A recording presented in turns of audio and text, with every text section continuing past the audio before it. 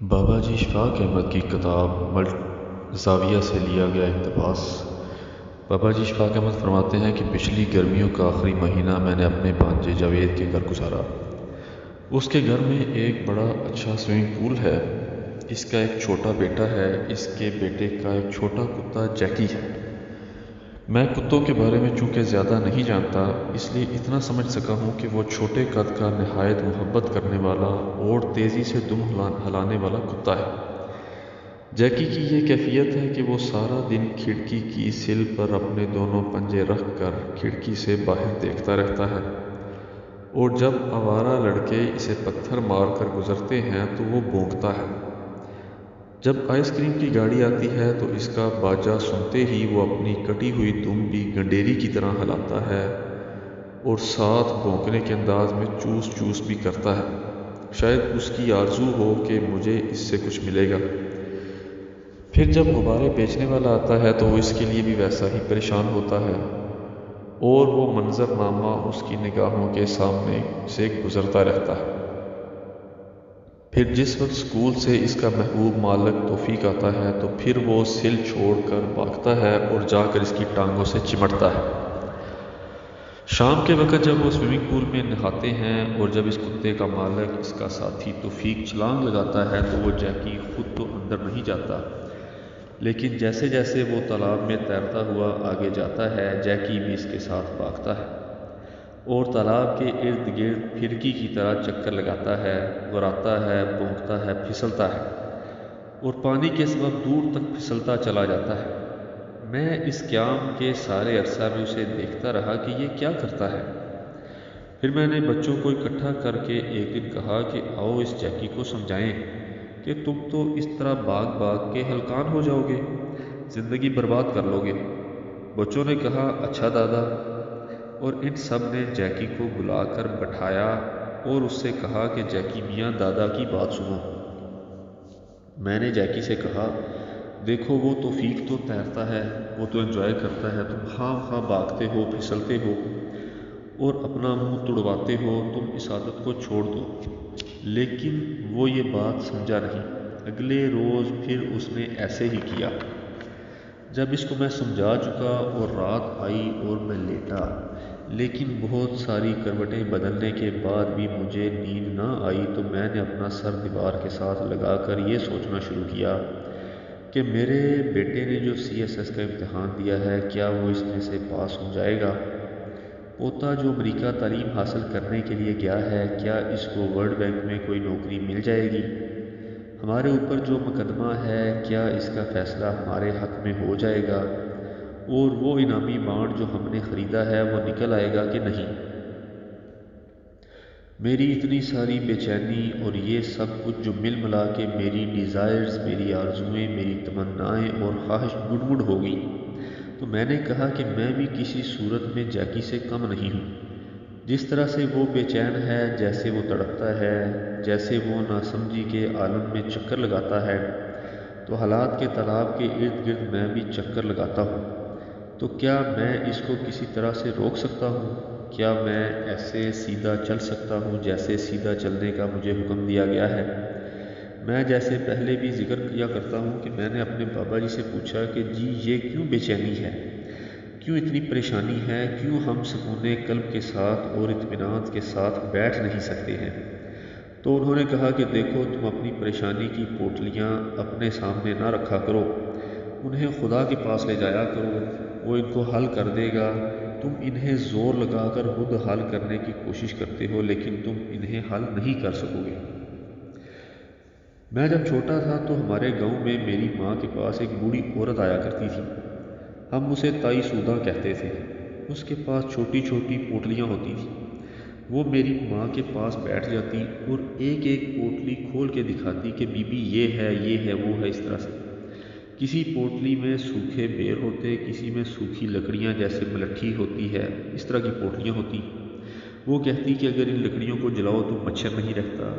کسی پوٹلی میں چھوٹے چھوٹے پتھر ہوتے تھے، کسی میں بڑھ کے درخت سے گری ہوئی گولیں ہوتی تھیں۔ اس کے پاس ایسی ہوئی سوکھی چیزوں کی بے شمار پوٹلیاں ہوتی تھیں۔ ان میں کوئی بھی کام کی چیز نہیں ہوتی تھی۔ میرا تو یہی اندازہ ہے اور میری ماں کا بھی یہی اندازہ تھا۔ میری ماں کہتی کہ نہیں سودا مت کھول ان کو، ٹھیک ہے، اور میری ماں اسے کچھ 8 آنے 4 آنے دے دیتی تھی۔ اس زمانے میں 8 4 آنے بہت ہوتے تھے اور وہ دعائیں دیتی ہوئی چلی جاتی تھی۔ اس کی کسی کے حضور پوٹلیاں کھل کر یا نہ کھل کر بھی اس کو فائدہ عطا کرتی تھی، اور میرا بابا مجھ سے یہ کہتا تھا کہ تو اپنیاں پوٹلیاں اللہ کے پاس لے جا، ساری مشکلات کسی وقت بیٹھ کر دیوار سے ڈو لگا کر کہو کہ اللہ یہ بڑی مشکلات ہیں، یہ مجھ سے حل نہیں ہوتی، یہ میں تیرے حضور میں لے آیا ہوں۔ میں چونکہ بہت ہی پڑھا لکھا آدمی تھا اور ولایت سے آیا تھا، میں کہتا کہاں ہوتا ہے خدا؟ اس نے کہا خدا ہوتا نہیں ہے، نہ ہو سکتا ہے، نہ جانا جاتا ہے، نہ جانا جا سکتا ہے، اور خدا کے بارے میں تمہارا ہر خیال وہ حقیقت نہیں بن سکتا، لیکن پھر بھی میں اس کو جانا چاہیے، پھر بھی اس کو جانا چاہیے۔ میں کہتا تھا کیوں جانا چاہیے، اور آپ اس کا کیوں بار بار ذکر کرتے ہیں؟ آپ ہر بار اس کا ذکر کرتے ہیں اور ساتھ یہ بھی فرماتے ہیں کہ نہ وہ جانا جاتا ہے نہ جانا جا سکتا ہے۔ کہنے لگے پرندہ کیوں گاتا ہے اور کیوں چہچہاتا ہے؟ اس لیے نہیں کہ پرندے کے پاس کوئی خبر ہوتی ہے، کوئی اعلان ہوتا ہے، یا پرندے نے کوئی ضمیمہ چھاپا ہوا ہوتا ہے کہ آ گئی آج کی تازہ خبر۔ پرندہ کبھی ضمیمے کی آواز نہیں لگاتا، پرندہ اس لیے گاتا ہے کہ اس کے پاس ایک گیت ہوتا ہے، اور ہم خدا کا ذکر اس لیے کرتے ہیں کہ پرندے کی طرح ہمارے پاس بھی اس کے نام کا گیت ہے۔ جب تک آپ اس میں اتنے گہرے، اتنے ڈیپ اور اتنے عمیق نہیں جائیں گے، اس وقت تک تمہارا یہ مسئلہ حل نہیں ہوگا۔ لیکن میں اپنی تمام تر کوشش کے باوجود اور بہت زور لگانے کے باوجود جیکی کی طرح بے چین ہی رہا، اور اپنے حالات کے تالاب کے ارد گرد ویسے ہی بھاگتا رہا، چکر کاٹتا رہا جیسے کہ جیکی میرے پوتے کے ارد گرد بھاگتا ہے۔ کہتے ہیں کہ ایک چھوٹی مچھلی نے بڑی مچھلی سے پوچھا کہ ابا یہ سمندر کہاں ہوتا ہے؟ اس نے کہا جہاں تم کھڑی ہوئی ہو یہ سمندر ہے۔ اس نے کہا آپ نے بھی وہی جاہلوں والی بات کی، یہ تو پانی ہے، میں تو سمندر کی تلاش میں ہوں، اور میں سمجھتی تھی کہ آپ بڑی عمر کی ہیں، آپ نے بڑا وقت گزارا ہے، آپ مجھے سمندر کا بتائیں گی۔ وہ اس کو واضح دیتی رہی کہ چھوٹی مچھلی ٹھہرو میری بات سن کے جاؤ اور سمجھو کہ میں کیا کہنا چاہتی ہوں۔ لیکن اس نے پلٹ کر نہیں دیکھا اور چلی گئی۔ بڑی مچھلی نے کہا کہ کوشش کرنے کی، جدوجہد کرنے کی، بھاگنے دوڑنے کی کوئی ضرورت نہیں ہے، دیکھنے کی اور اسٹریٹ آنکھوں کے ساتھ دیکھنے کی ضرورت ہے، مسئلے کے اندر اترنے کی ضرورت ہے۔ جب تک تم مسئلے کے اندر اتر کر نہیں دیکھو گے، تم اسی طرح بے چین و بے قرار رہو گے اور تمہیں سمندر نہیں ملے گا۔ تو میرے بابا نے کہا یہ بڑی غور طلب بات ہے۔ جو شخص بھی گول چکروں میں گھومتا ہے اور اپنے ایک ہی خیال کے اندر وسع کھولتا ہے، اور جو گول گول چکر لگاتا رہتا ہے، وہ کفر کرتا ہے، شرک کرتا ہے، کیونکہ وہ اہدنا الصراط المستقیم پر عمل نہیں کرتا۔ یہ سیدھا راستہ آپ کو ہر طرح کے مسئلے سے نکالتا ہے، لیکن میں کہتا ہوں کہ سراسدمدہ مسئلے سے نکلنے کی آرزو بھی ہے، اور اس بے چینی اور پیچیدگی سے نکلنے کو جی بھی نہیں چاہتا۔ ہم کیا کریں؟ ہم کچھ اس طرح سے اس کے اندر گرے ہوئے ہوتے ہیں، ہم یہ آرزو کرتے ہیں اور ہماری تمنا یہ ہے کہ ہم سب حالات کو سمجھتے، جانتے، پہچانتے ہوئے کسی نہ کسی طرح سے کوئی ایسا راستہ، کوئی ایسا دروازہ ڈھونڈ نکالیں جس سے ٹھنڈی ہوا آتی ہو، یا ہم باہر نکلیں یا ہوا کو اندر آنے دیں۔ لیکن یہ ہمارے مقدر میں آتا نہیں ہے، اس لیے کہ ہمارے اور ڈیزائر کے درمیان ایک عجیب طرح کا رشتہ ہے، جسے بابا بدھا یہ کہتا ہے کہ جب تک خواہش اندر سے نہیں نکلے گی، چاہے اچھی کیوں نہ ہو، اس وقت تک دل بے چین رہے گا۔ جب انسان اس خواہش کو ڈھیلا چھوڑ دے گا اور کہے گا کہ جو بھی راستہ ہے، جو بھی طے کیا گیا ہے، میں اس کی طرف چلتا چلا جاؤں گا، چاہے ایسی خواہش ہی کیوں نہ ہو کہ میں ایک اچھا رائٹر یا پینٹر بن جاؤں، یا میں ایک اچھا بن جاؤں۔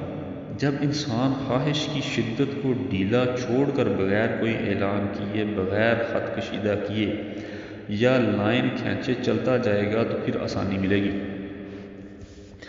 ایک گاؤں کا بندہ تھا، اسے نمبردار کہہ لیں یا ذیلدار کہہ لیں۔ اس کو خواب آیا کہ کل ایک شخص اس گاؤں کے باہر آئے گا، وہ جنگل میں ہوگا اور اس کے پاس دنیا کا سب سے قیمتی ہیرا ہوگا، اور اگر کسی میں ہمت ہے اور اس سے وہ ہیرا لے سکے تو حاصل کر لیں۔ چنانچہ وہ شخص جنگل میں گیا اور حیرانی کی بات یہ ہے کہ ایک درخت کے نیچے واقعی ایک بدو سا آدمی بیٹھا ہوتا ہے۔ اس نے جا کر اس شخص سے کہا کہ تیرے پاس ہیرا ہے؟ اس نے جواب دیا نہیں، میرے پاس تو کوئی ہیرا نہیں۔ اس نے کہا کہ مجھے خواب آیا ہے کہ تیرے پاس ایک ہیرا ہے۔ اس نے پھر نفی میں جواب دیا کہ نہیں، اور کہا میرے پاس میرا ایک تھیلا ہے گتھلا سا، اس کے اندر میری ٹوپی ہے، چادر، بانسری اور کچھ کھانے کے لیے سوکھی روٹیاں ہیں۔ گاؤں کے شخص نے کہا نہیں، تم نے ضرور ہیرا چھپایا ہوا ہے۔ اس پر اس پردیسی نے کہا کہ نہیں، میں کوئی چیز چھپاتا نہیں ہوں، اور ہیرے کی تلاش میں آنے والے کی بے چینی کو دیکھا جیسا مجھ میں اور جیکی میں بے چینی ہے، اور تھیلے میں ہاتھ ڈال کر کہا کہ جب میں کل اس طرف آ رہا تھا تو راستے میں مجھے یہ پتھر کا ایک خوبصورت چمکدار ٹکڑا ملا ہے، یہ میں نے تھیلے میں رکھ لیا تھا۔ اس شخص نے بے قراری سے کہا بے وقوف آدمی، یہی تو ہیرا ہے۔ تو اس نے کہا اس کا میں نے کیا کرنا ہے، تو لے جا۔ وہ اس پتھر کو لے گیا۔ وہ گاؤں کا شخص ہیرا پا کر ساری رات سو نہ سکا، کبھی اسے دیکھتا، کبھی دیوار سے ڈول گا کر، پھر آنکھیں بند کر لیتا اور پھر اسے نکال کر دیکھنے لگتا۔ ساری رات اسی بے چینی میں گزر گئی۔ جب صبح ہوئی تو لوٹ کر اس شخص کے پاس گیا، وہ ویسے ہی آلتی پالتی مارے بیٹھا تھا۔ اس نے دیکھ کر کہا اب میرے پاس کیا مانگنے آیا ہے؟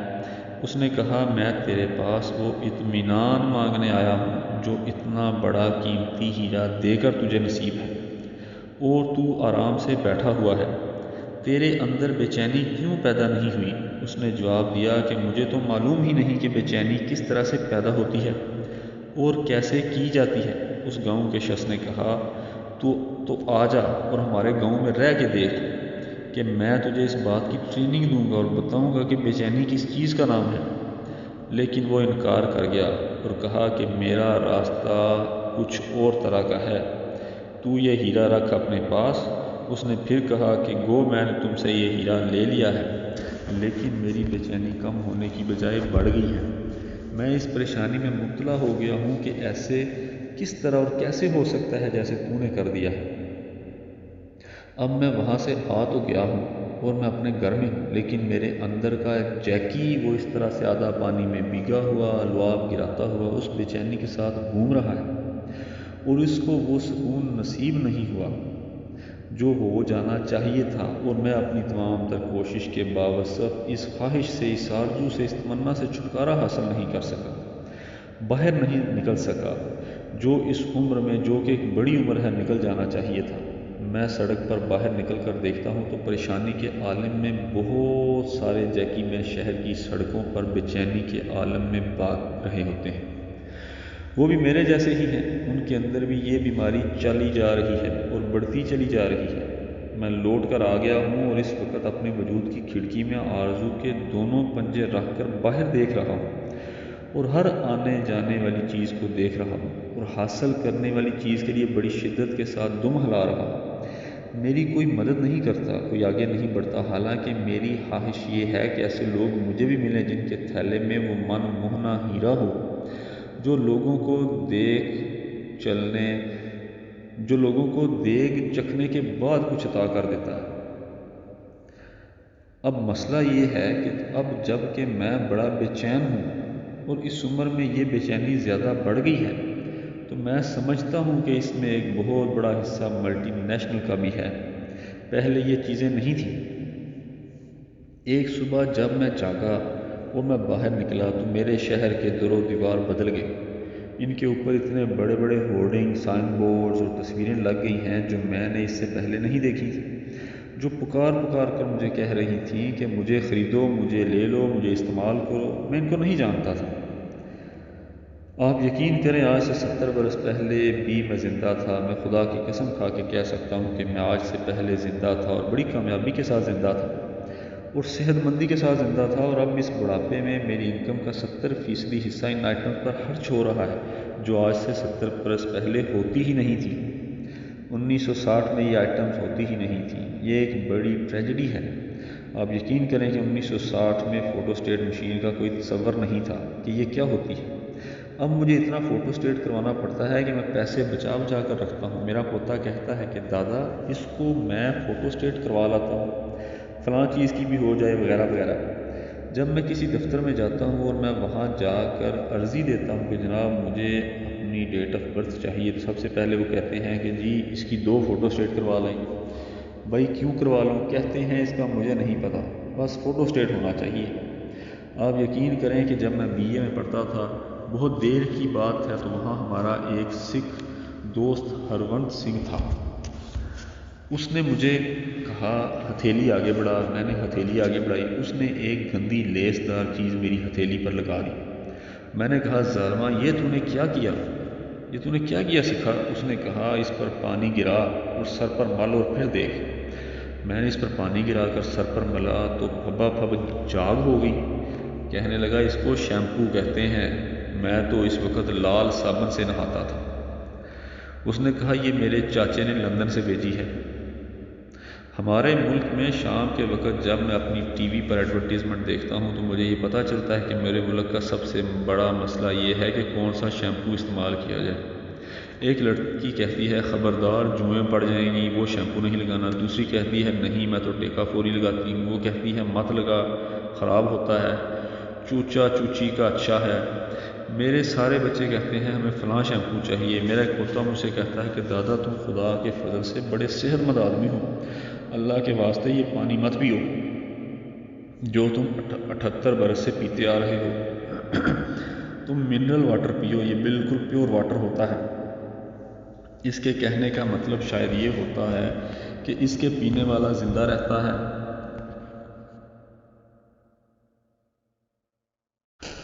دوسرے سب فوت ہوئے پڑے ہیں۔ اس سب کے ساتھ ساتھ مجھے رونا بھی آ رہا ہے کہ میں اپنے یوٹیلیٹی بلز پر دباؤ ڈالتا ہوں اور ان پر اٹھتا ہوں۔ میرا اس میں کوئی قصور نہیں، یوٹیلیٹی بل بھیجنے والوں کا بھی کوئی قصور نہیں۔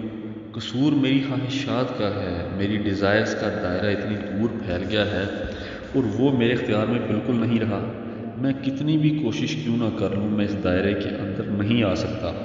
بار بار مجھے یہ کہا جا رہا ہے کہ یہ بھی تمہارے استعمال کی چیز ہے، وہ بھی تمہارے استعمال کی چیز ہے، اور جب تک تم اسے استعمال میں نہیں لاؤ گے اس وقت تک کچھ نہیں ہو سکتا۔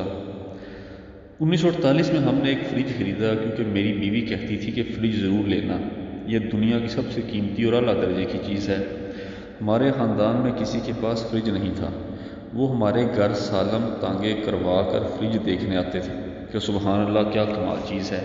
میری بیوی انہیں دکھاتی تھی کہ یہ دیکھو ڈھکنا کھلا ہے اور اس میں ساری چیزیں پڑی ہیں اور ان پر روشنی پڑ رہی ہے۔ ساری چیخیں مارتی تھی کہ ابا جی بتی جلتی رہے گی، تو وہ کہتی ہے جب دروازہ بند ہوگا تو بتی خود بخود بجھ جائے گی، اس میں یہ کمال ہے۔ تو وہ ساری بیچاریاں دست بستہ ہو کر ڈر کے پیچھے ہو کر کھڑی ہو جاتی۔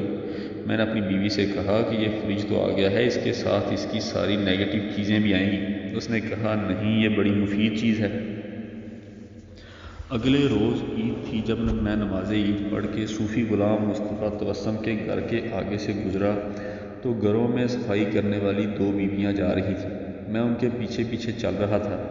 ایک نے دوسری سے پوچھا کہ اس بی بی نے تجھے کتنا گوشت دیا ہے؟ اس نے کہا دفعہ دور، اس نے ٹھنڈی الماری خرید لی ہے، سارا بکرا کاٹ کے اندر رکھ دیا ہے، کچھ بھی نہیں دیا۔ اب آپ لوگ میرا بندوبست کرو کہ میں کیسے اپنے آپ کو بچاؤں۔ میں جتنی دیر بھی اور زندہ رہنا چاہتا ہوں خوش دلی اور خوش بختی کے ساتھ زندہ رہنا چاہتا ہوں۔ مجھ پر ایسا دباؤ نہ ڈالو۔ میں محسوس کرتا ہوں کہ جیکی میرے مقابلے میں اب زیادہ پرسکون ہو گیا ہے۔ یہ بات شاید اب سمجھ میں آ گئی ہو جب کہ میں ارد گرد بھاگا پھرتا ہوں اور بے چین ہوں۔ میں دعا کرتا ہوں کہ اللہ آپ کو آسانیاں عطا فرمائے اور آسانیاں تقسیم کرنے کا شرف عطا فرمائے۔ اللہ حافظ۔